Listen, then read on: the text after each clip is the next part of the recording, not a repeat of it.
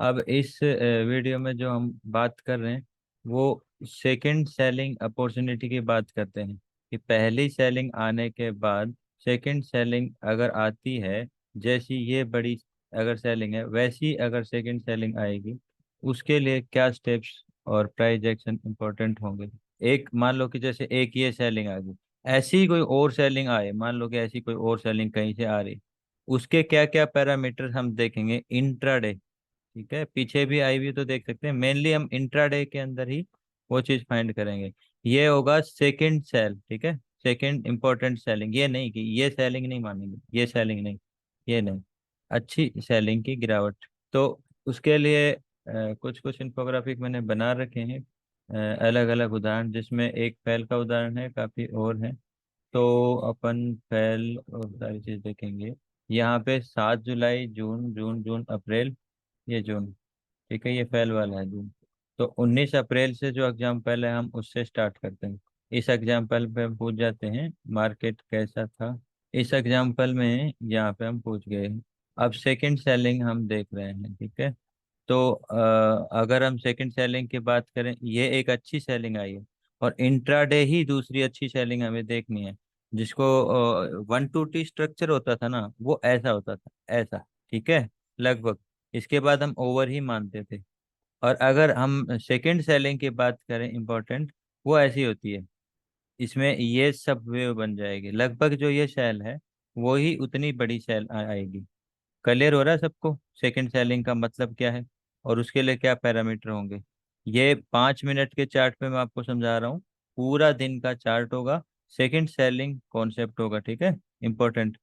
अब इसके बेसिस पे हम क्या क्या देख सकते हैं यहाँ पे।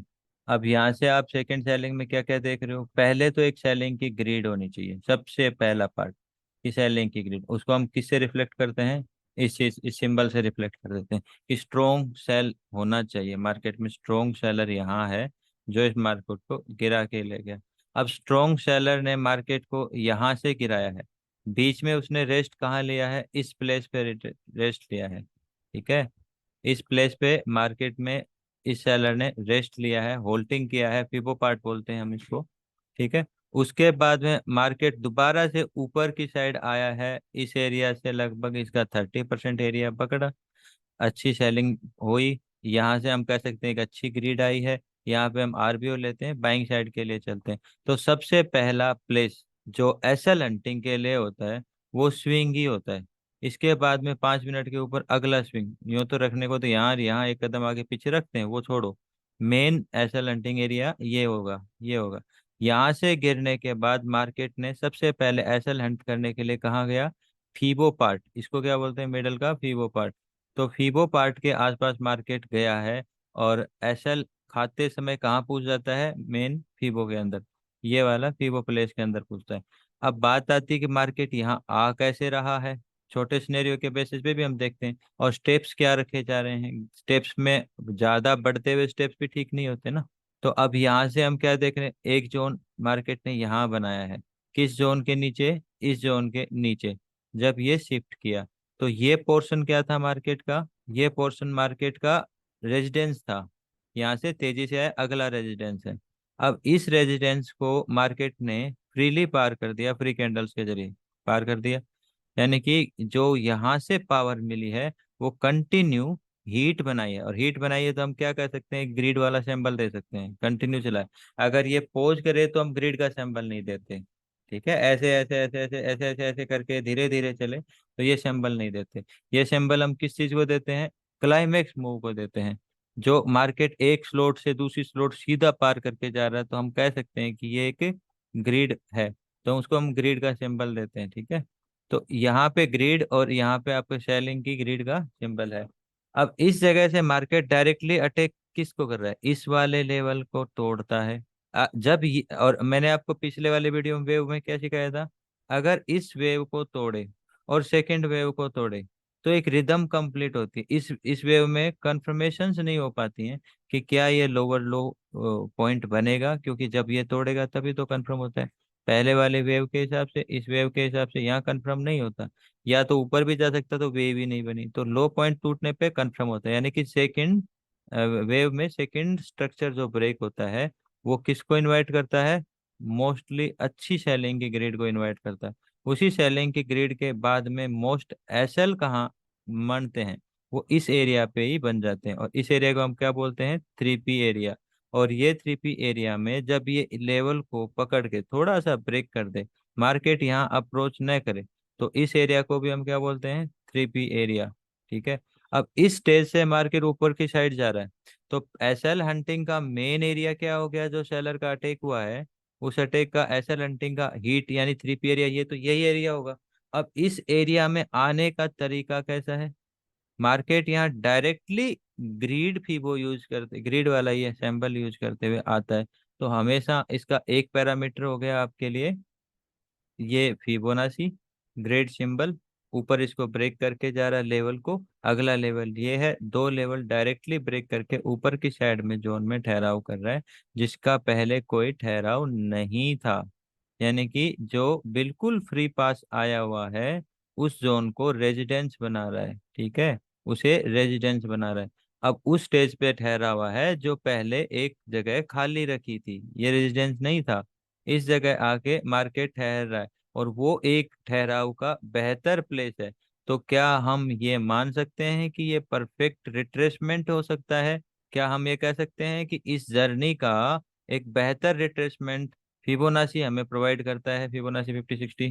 तो यहाँ पे हमें पता चलता है कि इस जर्नी का बेहतर रिट्रेसमेंट इस जगह पे आएगा।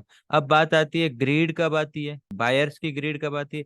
बायर्स की ग्रीड है ना, दो तरीकों से बनती है। जैसे कि हम क्या कहते हैं कि ये तो दो स्टेप पार कर जाए, जिसमें अगला लोअर लो पॉइंट लो बना या नहीं बना ये कंफर्म होता है हाई पॉइंट के ब्रेक होने पे। तो वेव थ्योरी के बेसिस पे बायर्स का अटैक कब होता है? जब वेव थ्योरी कंप्लीट होती है, यानी कि उसमें इस पॉइंट का ब्रेक आता है। और इस पॉइंट में कितना ऊपर नीचे जाएगा वो कैसे पता चलेगा? जैसे ये हम लाइन लगाते हैं, इसको क्या बोलते हैं? फिबो 30 लेवल। फिबो 30 लेवल, जैसे यहाँ से अगर यहाँ का मैं पैरामीटर लगाऊंगा तो ये फिबो 30% का लेवल आएगा। तो ये क्या कह रहा है कि आ रही इस ग्रिड में सेलर अटैक एरिया का बाउंड्रीज क्या रहेगी? ये बाउंड्रीज। और बाउंड्रीज का ठहराव हम कितने तरीकों से निकाल सकते हैं? हम यहाँ के बॉक्स थ्योरी से निकालते हैं। ठीक है, कितना? दूसरा हम फिबो 30 से निकालते हैं। अब इसके बेसिस पे अगर वो दो पड़ाव एक साथ पार कर रहा है, ये वाली फॉर्मेशन तो नहीं दिख रही है, लेकिन पीछे की दो रेजिडेंस को एक साथ पार कर रहा है, तो अपर स्टेप देखो, लोअर स्टेप में आपने क्या माना? ये स्टेप है, ये स्टेप है, और इसको सेलर ग्रेड माना, वेव वाइज माना। अपर स्टेप में तो कोई स्टेप नहीं है, तो अपर स्टेप में इसने क्या किया है? अनस्टेबल वेव बनाई है। हम क्या कहेंगे इसको? अनस्टेबल वेव बनाई है। वेव स्टेबल कब होती है? जब एक मैजिक में चलती है। मैजिक का मतलब ये फॉर्मेशन ऐसे ऐसे ऐसे ऐसे ऐसे करके एक फॉर्मेशन में चले, तो वो स्टेबल वेव होती है, यानी कि उतना ही ऊपर जाए उतना ही नीचे आए, जैसे ऐसे ऐसे ऐसे करके ये स्टेबल वेव होती है। बट अचानक से कोई बड़ी वेव, एक छोटी वेव का रिट्रेसमेंट, फिर एक छोटी वेव का उठना, फिर ये, इसमें ये जो पार्ट है ये अनस्टेबल पार्ट होता है, जिसको हम क्लाइमेक्स मूव भी बोलते हैं। अनस्टेबल पार्ट की वजह से उसके एनालाइज के पैरामीटर्स थोड़े से बदल जाते हैं। तो जब ये सेलर का अटैक आया, तो बायर का अटैक और 3P एरिया ये था, इंपॉर्टेंट एरिया ये था। अगर वो ये वेव की फॉर्मेशन बनाता ऐसा, और फिर मार्केट इसको ब्रेक करता, तो हमारा ये और ये सेकंड पड़ाव होने के बाद ये क्या होता? Buyer attack area. But due to unstable wave, second step हम इधर से काउंट न करके इधर से भी तो काउंट कर सकते हैं। स्टेप्स को हम कैसे काउंट करते हैं आपको पता है? आगे की थ्योरी को नहीं देख रहे, तो एक दो तीन, ऊपर से नीचे आने में जैसे मान लो ये एक दो तीन, ऐसे ही करते हैं। तो ऊपर से ये वेव, ये स्टेप, ये स्टेप, तो नीचे उतरने का रास्ता ये था। और नीचे से रास्ता कौन सा था? ये रास्ता यहाँ से यहाँ था, तो ऐसे में। तो सेकंड स्टेप क्या हो जाएगा आपका? ये होगा। तो अगर अनस्टेबल वेव आती है, तो अनस्टेबल वेव में हम ग्रिड की फॉर्मेशन और उसका रेजिडेंस एरिया की जगह, जहाँ पे वो रेजिडेंस करेगा वो एरिया किस बेसिस से निकालेंगे? पीछे के सरफेस के बेसिस पे। सरफेस ना हो तो कोई ठहराव प्रीवियस हो पीओसी को, उसको अडॉप्ट करेगा, तो उसके बेसिस पे। और दूसरा अनस्टेबल वेव के बेसिस पे हम इसको क्या कह सकते हैं? क्या बायर ग्रेड कह सकते हैं? यस या नो? क्या हम इसको बायर की ग्रिड बोल सकते हैं? Due to unstable wave, wave structure formation न कंप्लीट हो तो हम क्या कहते हैं? देखो आज से नहीं, मैं हमेशा से बताता आया हूँ, एक क्लाइमेक्स मूव या तो बिगिनिंग को शुरुआत देगी अच्छी, या फिर एंडिंग को फिनिश करेगी, मतलब एंड को मैच्योरिटी देगी, क्लाइमेक्स मूव देगा। तो ये क्या है? अनस्टेबल मूव क्लाइमेक्स मूव है।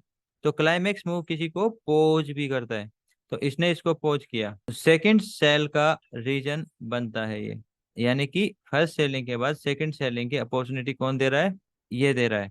ऐसा नहीं कि आपको एक ही दिन में ऐसे 1 2 T स्ट्रक्चर के बाद सेकंड सेलिंग पॉइंट मिलेंगे, बट वो कहाँ से मिलते हैं और बेस्ट प्रोबेबली प्लेस क्या होता है, उसको फाइंड आउट करने के तरीके, इससे भी इसके एडवांस तरीके हैं फाइंड आउट करने के।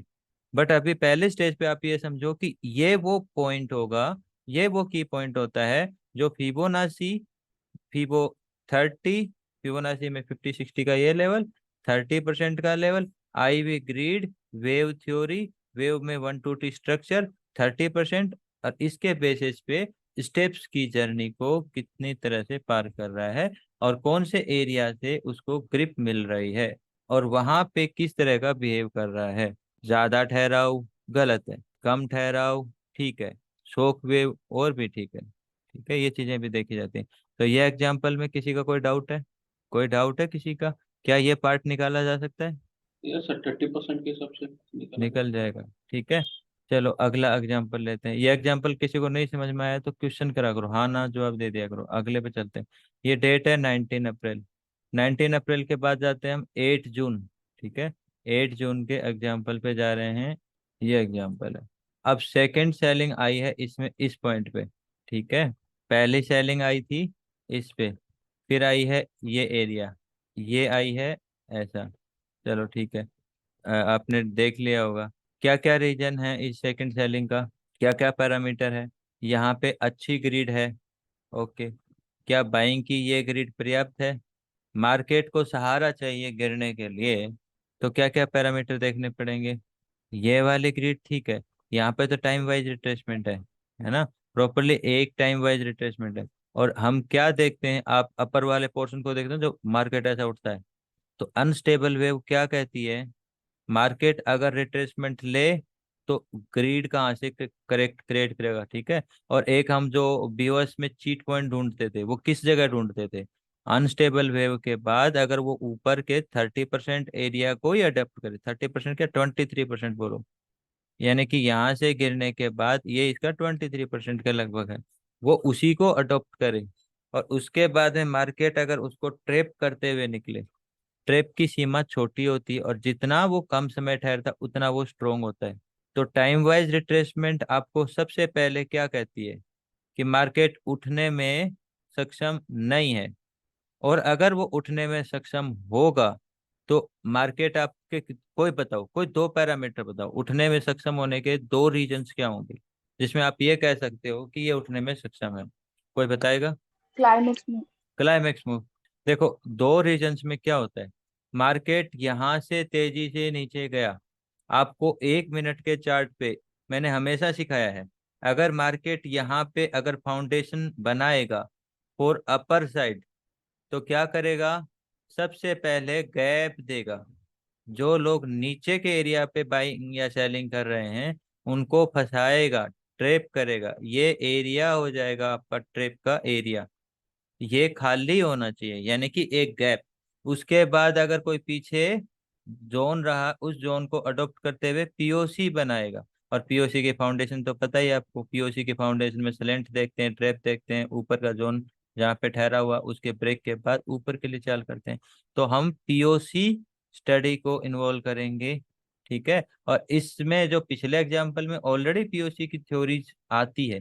और यहाँ पे अगर मैं आपसे पूछता हूँ मार्केट का इस हिसाब से, अगर पीओसी पीओसी बॉटम पे है तो कल भी मैं सेशन में बता रहा था स्लेंट कैसा होना चाहिए, ट्रैप कैसा होना चाहिए। और अगर वो उसके यहाँ के ठहराव नहीं, सेकंड रेजिडेंस मतलब ये रेजिडेंस नहीं, इससे जस्ट अपर वाला है गैप वाला रेजिडेंस, तो स्लेंट कैसा होना चाहिए और ट्रैप कैसा होना चाहिए? ये चीजों का इसमें स्लेंट थोड़ा सा स्टीप होता है और ट्रैप ऐसा होना चाहिए। ठहराव हो, स्लेंट ऐसा होना चाहिए। तो यहाँ पे अगर मैं कहूँ स्लेंट है नहीं, तो क्या आप ये कह सकते हो कि ये स्ट्रक्चर फॉर बाइंग है? पहला हमने यहाँ पे क्या देखा, टाइम वाइज रिट्रेसमेंट। अगर time wise retracement bottom place पे हो रहा है तो उसको कभी भी तुरंत बाइंग का स्ट्रक्चर नहीं मानते हैं। इसके अगर इसको फिर भी बाय जाना है तो ये वाला स्ट्रक्चर अडॉप्ट करना पड़ेगा। इसके बाद में इस हीट को गर्म करते हुए इसका पेंडिंग एरिया, जैसे कि मैं अपर साइड में बताता हूँ, पहला जोन शिफ्ट होगा, नीचे से आया मार्केट, सेकंड जोन शिफ्ट होगा, उसके बाद में ऐसा करेगा तो फिर हम इस साइड का डायरेक्शन मानते हैं। ऐसे ही इसमें ऊपर की साइड में ऐसे मानेंगे। तो वैसा नहीं हुआ, तो यहाँ पे पहला पैरामीटर हो गया कि पूरा का पूरा टाइम वाइज रिट्रेसमेंट है। तो ये कहता है कि सेकंड सेलिंग का रीजन बनेगा तो फॉर डाउन साइड, क्योंकि मार्केट ऊपर उठाने में सक्षम नहीं है। सेलर अपना कंप्लीटली ग्रिप बना रहे हैं इस जोन को। तो हमें पता चलता है कि क्या ये एक्यूमुलेशन है, नहीं। तो क्या डिस्ट्रीब्यूशन है, हाँ। तो वो कैसे पता चलेगा? इसके स्टेइंग एरिया को देखते हुए, इसकी भार को देखते हुए। आप अगर इस एरिया को यहाँ से लो कंप्लीटली, मैं अगर इस चीज को यहाँ हटा के क्लियरली अगर आपको कह रहा हूँ कि आप ये एरिया का ये ठहराव था जिसको मार्केट ट्रेप करके चला, अगर मैं कंप्लीटली इस एरिया को लेता हूँ तो आप बताओ इसके मिडल पॉइंट से कहाँ पे भार है? मार्केट का मैक्सिमम भार डाउन साइड है ना, तो स्लेंट कहाँ होगी? अपर साइड में।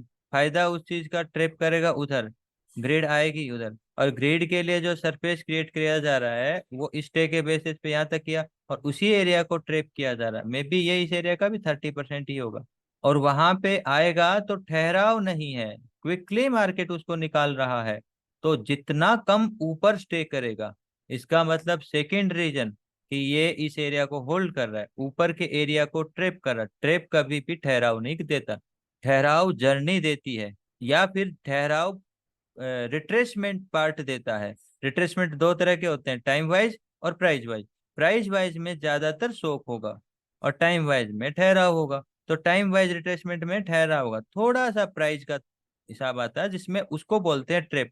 तो इसमें मार्केट ने कम समय में इसी को मैच्योर किया। अगर मैं फ्री कैंडल के बेसिस पे देखूं तो ये एक फ्री कैंडल है, ये कैंडल को रिलेशन है, ये एक फ्री कैंडल है, ये कैंडल को रिलेशन है, ये एक फ्री कैंडल है, और मार्केट स्ट्रक्चर से आउट। तो मैक्सिमम टाइम नहीं लगा के मिनिमम टाइम में इसने ट्रैपिंग करके तुरंत स्ट्रक्चर को चेंज किया, और ऊपर से एक रिजेक्शन कैंडल के साथ नीचे की साइड चलना स्टार्ट किया। तो सेकंड पैरामीटर क्या होगा? अब आप अगर इसको देखोगे तो ये भी इस लेवल का लगभग फिबो के आसपास आ जाता है। फिबो आ रहा है, ये एरिया की जर्नी यहाँ से स्टार्ट हुई, तो ये एरिया तक नीचे जा चुका था, फिबो आ रहा है। अब आपको मैं कहूँ कि आपको टाइम वाइज रिट्रेसमेंट के हिसाब से आ रहे फॉर्मेशन में साइकोलॉजिकली कितना जल्दी लो ग्रेड में आएंगे? जैसे ही इस एरिया का स्ट्रेंथ बन जाती, कोई एक ठहराव बन जाता है ना, स्ट्रोंग बन गया, अब उसका ब्रेकआउट भी तो उतना स्ट्रोंग माना जाता है। अगर वो formation bottom to top continue free candle में जर्नी कर दे तो क्या हम उसको ग्रिड कह सकते हैं? Yes sir. Yes sir. तो फिर आपको ग्रिड के अगेंस्ट में एक छोटी ग्रिड मिली। अब आप यहाँ पे वेव थ्योरी नहीं देख देख सकोगे, क्योंकि इसमें प्रॉपरली आपको वेव थ्योरी में नीचे की ग्रिड भी नहीं मिली। क्या यहाँ पहले ग्रिड थी वेव थ्योरी में ये एरिया में? नहीं थी। इसमें कोई सेलर अटैक था? नहीं था। तो बायर अटैक कैसे होगा? बायर अटैक नहीं, ये कंटिन्यूएशन पोर्शन है। ये सेकंड सेलिंग नहीं, पहली सेलिंग का ही कंटिन्यूएशन पोर्शन है। और उस कंटिन्यूएशन पोर्शन में ही यहाँ टाइम वाइज रिट्रेसमेंट है। वन टू टी स्ट्रक्चर नहीं बोल सकते इसको, कि वन टू टी स्ट्रक्चर जितना ज्यादा नहीं ठहरता वो, ठीक है, फिर भी आप उसको थोड़ा सा वैसे बोल सकते हो। लेकिन वन टू टी स्ट्रक्चर भी एक ऐसा होता है, थोड़ा ठहरता, ट्रेप करता, निकलता, लेकिन ठहराव टाइम वाइज नहीं होता उसका, कहीं ना कहीं ऐसे छोटे एरिया में ही प्राइस वाइज और कम ठहराव होता है। तो यहाँ से सेकंड सेलिंग का रीजन बना। क्लियर है? Yes sir. चलो यस। ठीक है। अगला एग्जांपल लेता हूँ।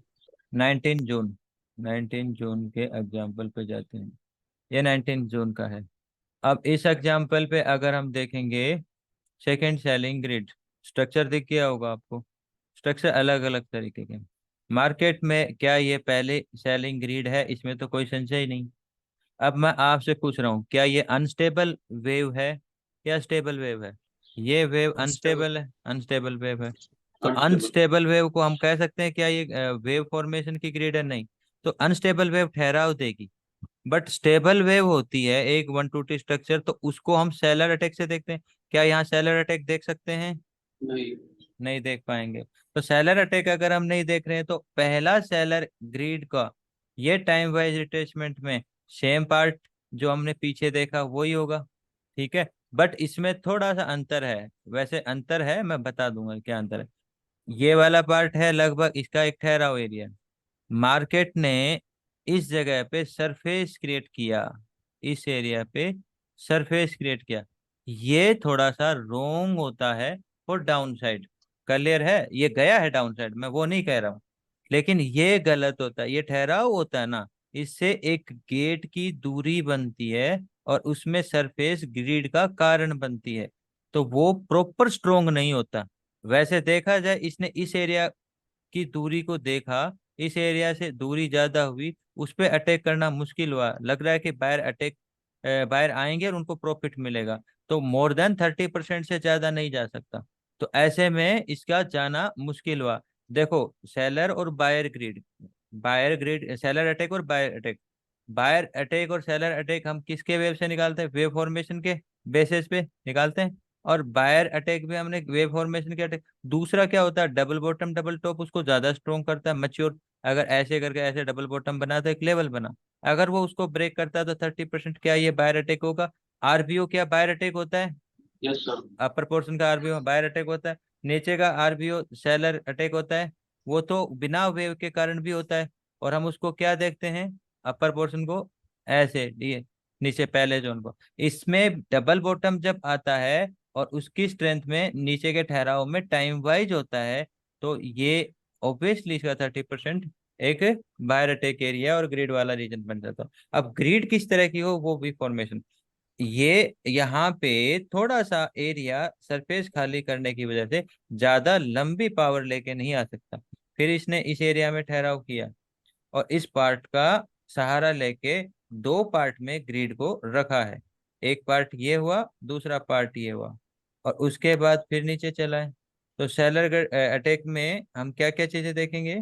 आपको यहाँ पे मजबूत बायर ग्रिड फॉर्मेशन नहीं मिल रही है। एक कैंडल के बेसिस पे फीबो, और ये फीबो कहाँ से है? ये फीबो ये लेवल होगा, देखो ये लेवल है जिस पे जिसका ट्रेप देख रहे थे, और वो वहां से ज्यादा दूरी नहीं। इस वाले वेव से फीबो का सहारा मिला है। कहीं ना कहीं वो सहारा कैंडल्स के खत्म, अब इसको हम जोन ट्रेप भी बोलेंगे, और नीचे से आई हुई प्रॉपर ग्रिड है बट सरफेस क्रिएट करके। ये अगर इस जगह से डबल टॉप डबल बॉटम बना के आती और धीरे धीरे आती तो ये और स्ट्रोंग होती और नीचे को ज्यादा भाव देती। क्लियर है?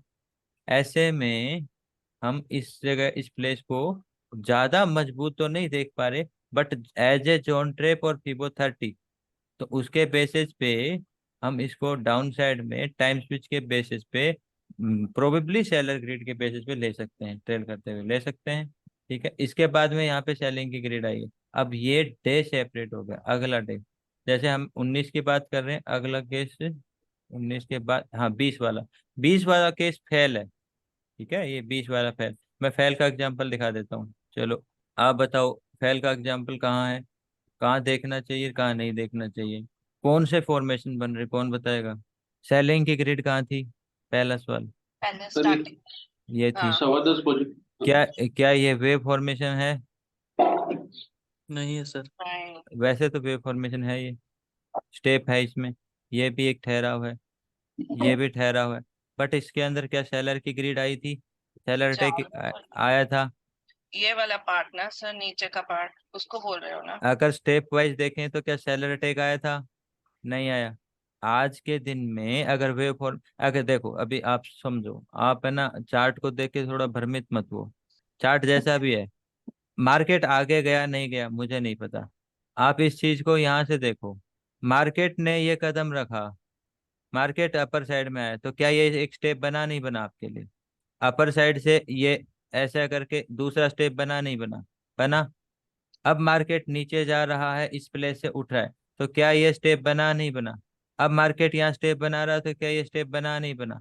अब आप मुझे बताओ, आगे का चार्ट छोड़ दो, सेलर अटैक एरिया कहाँ होता, इसके नीचे होना चाहिए। बट ये किसी कारण से पहले बना हो तो हम क्या करेंगे, पीछे का चार्ट देखेंगे। लेकिन पीछे के चार्ट में तो ऐसा कोई खास रीजन नहीं दिख रहा। हाँ एक रीजन है, एक रीजन है, बट वो रीजन तो एमटीएफ है, इंट्राडे नहीं है। तो एमटीएफ का रीजन को स्ट्रॉन्ग मानेंगे, कमजोर मानेंगे? बड़े स्ट्रक्चर का हिस्सा हो गया ना वो, क्या ये छोटे हाँ स्ट्रक्चर का मैंने। हिस्सा है? स्ट्रॉन्ग मानेंगे ना बड़े स्ट्रक्चर का हिस्सा। तो मे बी फिर उसमें क्या ये फॉर्मेशन मायने रखेगी, या ये सारी फॉर्मेशन मायने रखेगी? बड़ी पिक्चर। बड़ी पिक्चर मायने रखेगी। तो कहीं ना कहीं इतना जरूर मान सकते हैं कि यहाँ पे इसकी मैच्योरिटी में सेलर अटैक एरिया ये मान सकते हैं। बट बड़ी पिक्चर आपको क्या कह रही है कि ये तस्वीर यहाँ से बड़ा आरबीओ दे रही है, तो पलट भी सकती है। अब उसके साइन, फैल के साइन देख रहे हैं, ठीक है। तो यहाँ पे हम जाएंगे। वैसे तो इस इंट्राडे फॉर्मेशन के अकॉर्डिंग सेलर अटैक एरिया नहीं है, बट ड्यू टू ये पीछे का एमटीएफ, ये सेलर अटैक एरिया है। अब यहाँ के बाद अगर ऊपर की फॉर्मेशन देखते हैं, तो ये पहला स्टेप, ये दूसरा स्टेप, ये स्टेप नहीं मान रहे अभी। ये स्टेप पे बहुत अच्छा क्या बन जाएगा, इस स्टेप पे आपका 3P एरिया बन जाएगा।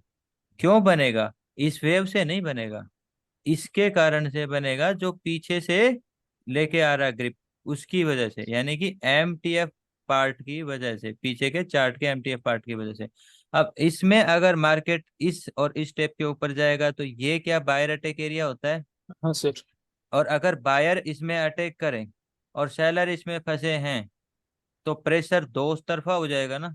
एक तो भागने का प्रेशर, निकलो, फिर दूसरा घुसने का प्रेशर, तो डबल स्पीड आएगी। और डबल स्पीड आएगी तो क्या होगा, ये एरिया बनेगा 3P। यस। Yes sir. तो अब ये 3P एरिया बन रहा है।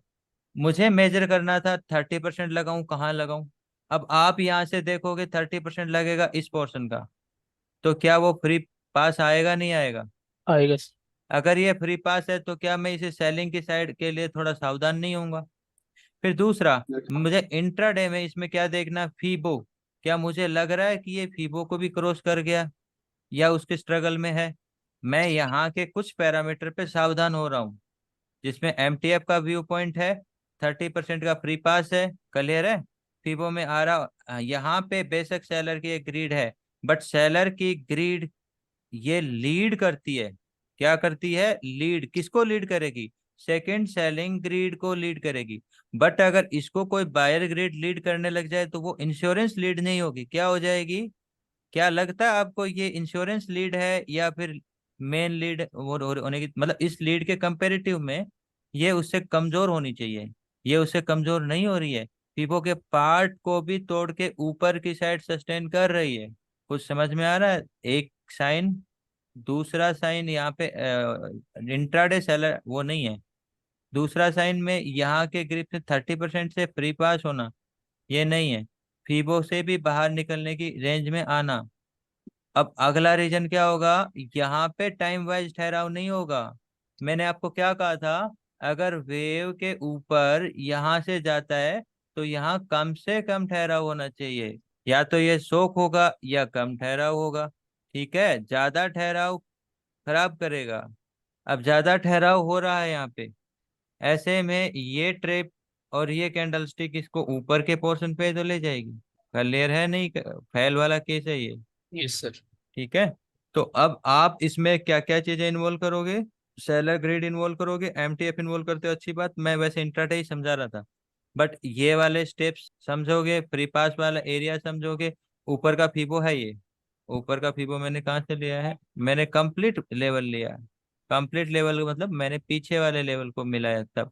बट आज इंट्राडे को मिलाऊं तो ये नीचे जाएगा। अगर मैं इसमें ये एरिया को इंट्राडे मिला दूंगा, तो ये एरिया कहाँ जाएगा? ये अभी तक तो इंट्राडे ही मिला रहे, तो उससे तो ऊपर आ गया, और प्री पास से ऊपर ऊपर आ गया। इसने इसके ऊपर ठहराव किसको लिया? पिछले दिन के स्विंग को ठहराव लिया। तो ये क्या मैं इसको डे फिबो बोलूं? ये डे फिबो नहीं है ना। डे फिबो का मतलब तो इंट्राडे फिबो होना चाहिए। तो ये डे की कैंडल का फिबो नहीं है, ये अलग फिबो है। और हमें साइन मिल रहे हैं, मल्टीपल साइन मिल रहे हैं, मार्केट ऊपर के गेट, तो ये रीजन बना बाइंग साइड का। तो यहाँ से क्या हुआ? और अब इस चीज में जाओ, क्या यहाँ पे स्लेंट है? हाँ सर। ये आप ऐसा कब देखते हो? स्लेंट है तो स्लेंट का ट्रेप कैसा स्लेंट, फिर अगेन यहाँ स्लेंट है, यहाँ के अगर आप इसको 1 मिनट के फॉर्मेशन पे ले जाओगे तो ये ट्रेप आफ्टर ट्रेप बन के ये वाला एरिया इसको ग्रिप देगा। क्लियर है? जिस पीओसी तो सबको आती है, वो चीज तो समझ ही रहे हो आप। एग्जाम्पल समझ में आ गया? एक एग्जाम्पल और ले लेता हूँ। ये हो गया था 26, शायद 7 ही रह गया, शायद मेरे हिसाब से 7 का ही रह गया। इसमें सेकंड सेलिंग अटैक कहाँ आया? यही है। अब आप बताओ ये कितना मजबूत है? क्या ये सेलिंग अटैक है कि नहीं है? ये ज्यादा मजबूत नहीं है। और न मजबूत होने के कारण बता सकते हो? ये सर शॉक वेव में है। हाँ, शॉकवेव में है। ज्यादा मजबूत होने के कारण, मतलब ज्यादा मजबूत न होने के कारण, और सारा का सारा कवर एरिया में होने के कारण बता सकते हो? टाइम बाई डिटरमिनेंट ज्यादा कर लिया यहाँ पर। टाइम वाइज ज्यादा कर लिया। और कोई बोलेगा? सर वायर ग्रिड ज्यादा नहीं थी, कोरिलेशन था, कैंडल कोरिलेशन। यहाँ पे ये फॉर्मेशन स्लेंट कैसे ले रही है? ये इसको कमजोर करेगी या स्ट्रोंग करेगी? अब कमजोर करेगा। ये ज्यादा गिरावट क्यों नहीं दे पाया? फिर भी देना हो तो इस एरिया का कोई पैरामीटर बता दो मुझे। आरबी। आरपीओ नहीं, चेजिंग होना चाहिए। हाँ सर। अगर इससे आगे जाना है, आपको 2 सेकंड में जवाब देना चाहिए चीजों का। क्या होना चाहिए? चेजिंग। आरपीओ तो है। अगर इससे आगे सक्सेस जर्नी करनी है तो क्या होना चाहिए? चेजिंग। तो क्या ये स्पीड चेजिंग की निशानी है? नहीं सर। गेट से इतनी दूरी से भागना और इस जगह पे आके खराब कर देना, क्या ये चेजिंग की निशानी है? नहीं। तो नहीं। नीचे जाने के लिए सक्सेस होगा या नहीं होगा? आरबीओ करेक्ट करेगा। देखो, आरबीओ करेक्ट करके ऊपर जाएगा नहीं जाएगा, चेजिंग ही तो बताता है हमें। ठीक है, फिर भी हम पैरामीटर देख लेते हैं इसके। स्ट्रॉन्ग सेलर कहाँ थे इसमें पहले? यहाँ थे। मार्केट इस लेवल पे थोड़ा सा ठहराव किया, बट ठहराव एज ए स्लेंट था। स्लेंट वाला एंगल था नीचे के एंगल पे। अब मैं फिर से कहूं, ये अगर ठहराव है तो आप मुझे ये बताओ, इस फॉर्मेशन का डिवाइडर होगा ये, होगा? किस फॉर्मेशन पे भारी ज्यादा है? यहाँ पे भार इधर ज्यादा है, यहाँ पे भार इधर पे ज्यादा है। ये शॉक वेव में आया, फिर ऊपर भार बनाया, यहाँ पे आया कम ठहरो, तो भार किधर ज्यादा है? क्या इधर ज्यादा है या इधर ज्यादा है? ऊपर के पोर्शन में भार ज्यादा है। हैवी किधर है? तो सरफेस किधर क्रिएट कर रहा है? तो सरफेस किसका कारण बनता है भविष्य में? ग्रीड का कारण। वो अगर ग्रिड का कारण बनता है तो जब भी इस एरिया में कभी भी एंट्री करेगा कोई चलती हुई ग्रिड, ये वाली चीज इस एंगल से इसको बैरियर पैदा करने लग जाएगी। पहले से इस जगह तक पूछने में बहुत पावर लगानी पड़ेगी, अगला पावर मुश्किल हो जाएगा। चेजिंग ही इसको सक्सेस करता है, और जितना ये नीचे ऐसे जुड़ा रहे उतना ही नीचे जाने की प्रोबेबिलिटी होती है। क्लियर है सबको? जी सर। अभी तक कोई डाउट है? क्योंकि मैंने लगभग जो एग्जांपल मेरे पास इस जगह थे मैंने सारे बता दिए, धान वाले चार्ट पे जो सेव कर रखे हैं।